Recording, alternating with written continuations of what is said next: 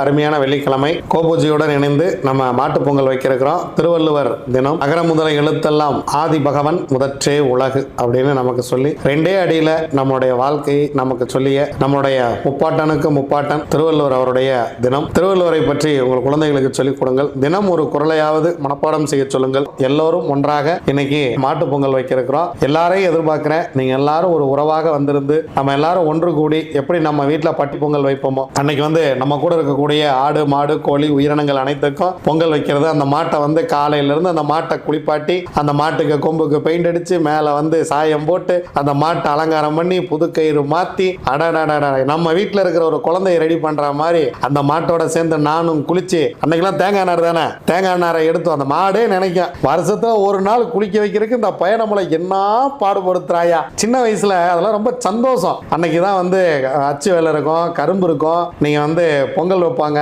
அன்னைக்கு அதெல்லாம் பெரிய தின்பண்டம். இன்னைக்கெல்லாம் டெய்லியும் காலைல பொங்கல் சாப்பிட்றதுனால பொங்கலே வெறுத்து. அன்னைக்கெல்லாம் வருஷத்துல ஒரு நாள் 2 நாள் தானே பொங்கல் கிடைக்கும்.